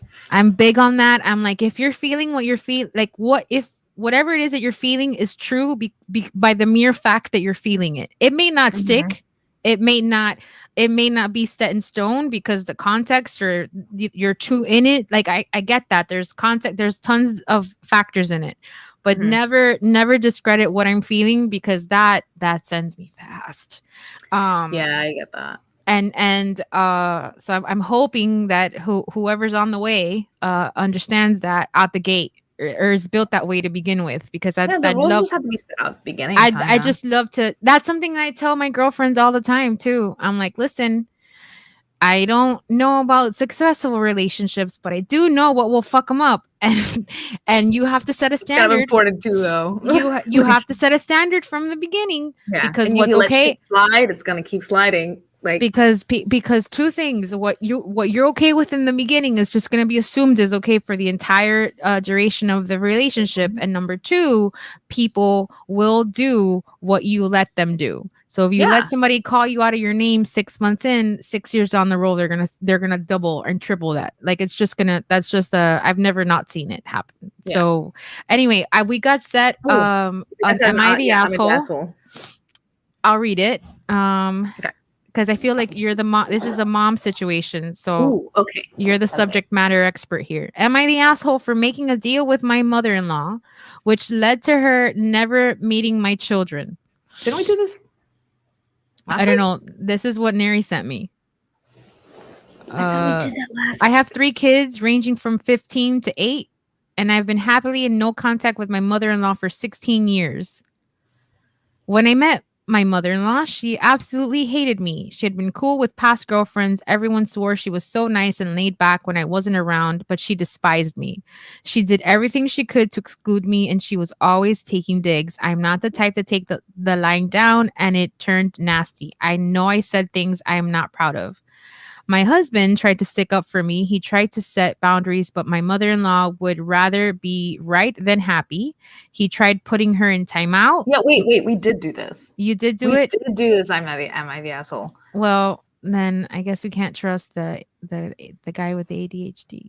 Yeah, like, I sent you one. I think that's the only one. But I feel like, what did you guys agree on? Because I wasn't here last time. The lady. Well, no, we kind of everyone's the asshole, and I personally was thinking that the guy was particularly the asshole because if you keep reading forward, he keeps meeting up with the mom, even when they all get cut off and they just have their own relationship, except from the children, and he's never bothered introducing her to the children. It was a cool thing. Yeah. But yeah, we did that. I'm getting another one. Okay, cool. Okay, here we go. Am I the asshole for making my wife choose between me and her best friend? Here we go. Let's go. Is it the wedding one, Nary? Because we did that one too. I'm 36. I'm a male 36 and preparing for my upcoming surgery at the end of May. I have respiratory. God damn it, Nary. You know what? Let's just keep talking about relationships because we haven't even started talking about periods or birth yet. And I think we should take advantage. Because I don't want to hear a counter argument about how it's equally as hard for men when we're the ones with the fucking. Yeah, there one TikTok that I saw a few days ago that was like, Jeff says Nary's the asshole. Yeah, but the other day I had like a moment with him, and I was like, "Oh my god, you're such an asshole!" And he's like, "You're not new. You're not new here. Like, come on." There was a TikTok that came across my page that was like, anything a man can do, a woman can do bleeding. And I was like, not wrong. I mean, not totally wrong. Because I knew that. Yeah. I don't know. I can't come with one. I think. So I'm like seeing the comments. Wait. Okay, here we go. And so we're having Nary's the asshole. Yolanda comes in and tells us we did that one too. Christy responds to her husband, shh, and then says Vanessa agreed with Jeff that Nary's the asshole. To which Christy said, "You're drunk, come to bed." And Jeff very bravely said, "YOU apostrophe RE." So he's gonna die today. Dead. So. Yeah, well, tomorrow when we find out that he's missing, we know why. Oh my god, why is Nicholas Shea trending? Why is Nicholas Shea trending? Be alive. Please, or don't be a jerk. Oh, okay. He's on the Masked Singer. Do you watch that show? No. Oh, here comes Christy. She really do a lot of reality. She buffed it again. You're the asshole. No, you are. Yeah. So this is what it's like to. This is what it's like to let your friends have a comment section. Yeah. No, and just to overall be in constant conversation. This happens all the time. No, you are. It's YOU apostrophe RE. You're an asshole. You said it wrong again. Like that. That's what we do. Wait. Have you just been sent another one? You know what? I'm just gonna go to the feed and pick one. To the Am I the Asshole feed. Oh, okay, cool. Am I an asshole for adopting a cat that has a penis on his face and naming him Richard? No, you're a genius. Simple. Don't even have to read the story. Next. You, sir, are brilliant. Let's just judge. There's a picture of it. There's a picture of the cat too. Oh man. Is it actually a very obvious dick? Yes, it is a penis on the cat's face. Like a little patch, like the hair grew in a penis shape? Yes. Brilliant. Yeah, you're not the asshole. Am I an asshole? Oh, this is a good one. Am I an asshole for disinviting a coworker for perpetually spoiling things? This triggers people. Almost every Friday, my coworkers and I will go out and get drinks and socialize. Do you live in America? Let's start there because you shouldn't be doing that. Yeah. More often than not, it's an open invitation for the entire office, and even people outside of our team will join. We typically have a great time, but only when Logan, 20 single male, doesn't show. Logan means well, but is easily excitable and engages people in conversations they're not interested in. Jeffrey, whatever you're typing, stop. The worst of his behavior has to do with spoiling movies, shows, games, etc. A few weeks ago, I mentioned that I had tickets to see the new Mortal Kombat movie over the weekend. Logan lit up and immediately responded, "You'll love the scene where blank happens and when blank shows up." I was bummed and walked away without continuing the conversation. Later that same night, Amy, another coworker, was discussing a TV show she was a few episodes behind in. Logan blurts out, "I can't believe that blank died in this episode." She's probably talking about Grace. Let's be real. In episode whatever number, Amy, who had obviously not yet watched it, went silent and turned away. Logan laughed and said, "I just can't help it. I get too excited." None of us were amused. A few days later, in our team-only group chat, someone brought up Logan's tendency to spoil things and admitted it that they wished he weren't invited to our outings because of it. Multiple people agreed and began to list everything Logan had spoiled for them. With this in mind, I didn't add Logan to the email invite for the next week's hangout. He noticed he never got an invite and began to ask around. As I was the one who'd written the email, he was eventually directed to me. Wow. Teamwork, guys. He pulled me aside as I left for lunch under the bus, bro. and let me know I excluded him by mistake. They're actual quotes. Rather than try and play it off, I just told him the truth, that the fact that he spoils everything is obnoxious and rude. I told him that joining conversations just to spoil things is bad enough, but he also starts conversations with spoilers. There's an exclamation point, but it's too late for me to scream. Logan was immediately defensive, claiming it's not his fault. We're slow to watch /play /etc. And then he's just making conversation. I told him that if he swore he'd be more conscious about this habit, that he would join us that Friday. He came and, lo and behold, spoiled the plot of a movie I wanted to see in theaters. Out of frustration, I called him a dick and told him that this is exactly why no one socializes with him. He left soon after, and even though I said what everyone was thinking, I felt like an asshole. Am I the asshole? Edit 1. A few weeks ago, we had lunch catered at all joined in the break room. A coworker had brought a book to read during lunch, and Logan saw the cover, pulled up the Wikipedia, and read the entire synopsis aloud, including the big twist ending. I asked him why My whole thing just shifted. My whole thing just shifted. I asked him why he would do that, and he responded, "Why not?" Edit 2. He's acting out, bro. The book was Gone Girl by Gillian Flynn. He ruined Gone Girl? So, let's see what our audience participation says. Vanessa says, "Not the asshole." Expand. Okay, the main guy writing. Yes. The main guy. The main guy is not the asshole. Jeff says Logan is a super asshole. I would say you. Before I was gonna say he was a bit of an innocent asshole, but now I'm like, no, sir. No. You pulled up the Wikipedia. Like, you didn't even know about the thing. You just wanted to shit on it. Like, no. Oh my God. Listen. Step too far, my good man. I have, and I used to somebody else's type. Vanessa, stop it. So there's a friend. She's no way connected to the Geek Bro network. But when I tell you, this is one of the most even-tempered people I've ever been around. Mm-hmm. In the dynamic of our friendship, I am obviously the accelerator. You know, she's in the dynamic of our friendship. I'm the accelerator in terms of emotions, and she's the brake. She will talk me off a fucking ledge faster than most people. Okay, I am. That's why when people know that I'm out of 10, they kind of like, "Hey, you want to go talk to her?" Like they do that. Yeah. This girl, if you spoil something for, and I mean like anything, like what shirt they were wearing.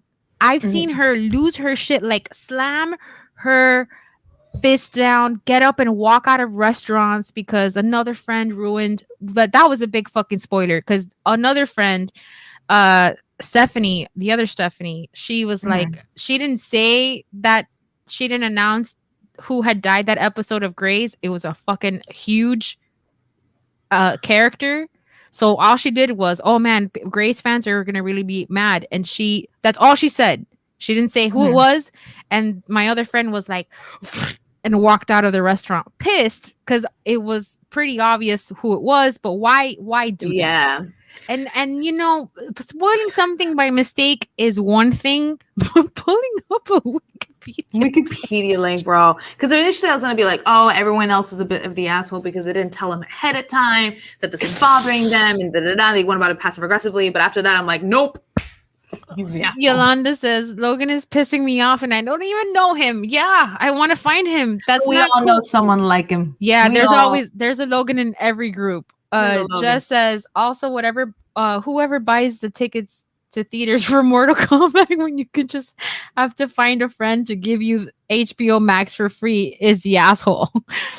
Jeff and I share an HBO Max account, so that's funny. But I don't. Yeah, it seems like you're going out of your way, my dude, and you need to talk to somebody about that. And then the thing is that getting a rise out of people. I understand the thought process behind that. There are several people in my life that are like that. I understand he was probably just being petty, but like he was being petty with another person who wasn't the person who told him something unpleasant. I would latching out to the whole group and just being like, "You're all assholes." Yeah, just being destructive. Like, you're doing the thing they didn't like you to do. You're just proving them more right. You're being destructive for the sake of being destructive. Mm-hmm. So you don't have to be friends with coworkers, and this is why. Well, I enjoy working from home a lot. But I don't understand that. That's like an impulse to be an asshole that is like dangerous, because I feel like you're the kind of person that might kill cats like for fun. I don't know, like if you willingly spoil things. Like it's different if you're like, let's say you saw the movie, like I was kind of like 1 foot in, 1 foot out up until the edits, because if you're going out of your way to pull up a Wikipedia page, my dude, like we got to talk about this, because that's just someone at that point. You're you're not like, oh, I'm so excited I say it. You're like, oh, there's a thing you like, I'm gonna stamp out the joy in the thing you like. That's fucking awful. Here comes Neri. Some people just want to watch the world burn. Yes, Alfred. And how they want to spoil it for you when it's gonna burn. Yeah, it's gonna like. Don't tell me when I'm gonna die. I don't want to know when I'm gonna die. Let me deal with it when I get there. Whenever people are like, "Oh, there's like those websites that tell you your death day and the death clock," I'm like, I've never gone on them. I don't like that even as a joke. Not even as a joke. I'm like, no, thank you. First of all, what do I do with that information? I'm an anxious human being as it is. I don't need that. Like when the Mayan calendar thing popped up, I knew nothing was gonna happen. But at the same time, it doesn't mean that I didn't like at that point of the day go, okay. No, there's just so many different ways that I can play it, and that's something that it's like a therapy tool that you're supposed to stop yourself when you're like running the tape, or I'm running the tape, because 9 times out of 10 you're just, it's a defense mechanism where I'm trying to play out every possible fucking scenario of this one situation. Yeah. And the thing is that 10 times out of 10, when I've done that, the thing that I invented in my brain is not what ended up happening. Yeah. So we just got to leave it alone. Don't tell me when I'm going to die. I'm cool. I don't like need to know that information. When that giant like Chinese satellite was going to fall out of the sky and everything like that. And like all of a sudden every single media thing being like, it could hit one of these large populated cities. And I'm like, I was already at this place mentally where I was like, cool. Yeah. I'm like, you know what? At this point, it kind of feels like karma. Like, you know, like just bring it. And I would say that there was that. And I was like, man, I watched Armageddon and Deep Impact in theaters. Like, I'm not worried. It's fine. Yeah. Ben Affleck and Bruce Willis will save us. Yeah. Oh, God. The hand touching to the screen video still chokes me up. Oh my God, that's my friend Olivia, and Neri knows why I'm emphasizing, but he's trying to steal her from me, and you know what? It's not gonna fucking work. The thing that I was talking about it with another friend, I don't have I can have an emotional reaction to pretty much any scenario except except for parent situations, except for stepmom. I'm not dead aside, but like father-daughter things or like mother-daughter relationships. Well, I like, mean, I don't have a react. I know you're a mom now, so you can relate in that way. But in my non-procreating brain, it does nothing for me, with the exception of stepmom and Bruce Willis saying goodbye to Liv Tyler in Armageddon. right? That was the first scene in theaters that ever made me choke up growing up. That was the first time ever. That was the first time that ever made me to this day. I have to be careful about listening to the Aerosmith song from Armageddon, because if it's the wrong day, I'm gonna cry. I'm like, yeah. Well, I've always loved jamming out to it, but then there was like one day I was like singing it to my son, and then I was like, you're growing up so fast. Yeah, I get it. The hormones are no joke, though. The hormones are no joke. The other, like a few weeks ago, he sat up for the first time, and Dave was in the middle of being super excited about it, and I was like, "Oh, good job!"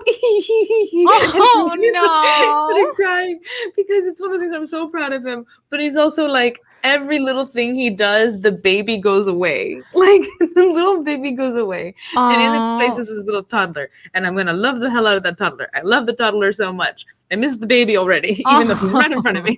It's such a weird existence. Oh man, that's hilarious. So I think that's it for tonight. This was so much fun. We should start our own podcast and just fucking talk about girl stuff. I did want to mention before we go, and I'm not going to do it the way you do, Neri, so I apologize. But we do have a Cash App, and that Cash App is the $. My eyesight is really blurry. WuBro Pod. Yes, it's the $. WuBro Pod. If you so feel moved, then please send us whatever you feel like donating. We'll use to the production value of our little mom and pop show. We also have a Patreon, and that's patreon.com. I feel like /WuBro Pod. Neri, if you're listening, can you correct me in the comments, please? Olivia says, wait till they hit start preteen years. I don't want to. Honestly, Olivia, we're trying to ease her into this, so like let her have this decade. I don't want to do it. I don't. Let her have this decade. Olivia has a preteen daughter, so we gotta pray for her. We gotta say a prayer for her because it's coming. Yes, Neri said that yes, I know that the Cash App was correct, but I don't know if the Patreon was correct. I think we're WuBro Pod on all. Yeah, I think we are WuBro Pod. If we're not, we'll make sure to correct ourselves. Thank you so much for watching. Thank you for everyone who was commenting and participating. Steph, I love you so much. Love you too. I applied for a job to work for Lucasfilms in Australia, and I was like, I know people there, so it's gonna be fine if you want to hire me. So they shot me down, but I'm gonna keep trying. I'm not. There's so many studios here now. There are so many studios. It was like a HR partner, and I was like, I can pay me half my salary. Just let me go live in Australia where it's safe and there's no guns. Yeah. Oh no, I do know of one company here. I'll tell you off air.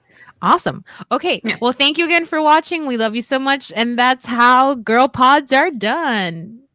We don't have the noises, but just play them in your head. We're still alive. We're still alive. And do this thing for Mike. We're still alive. We're still alive.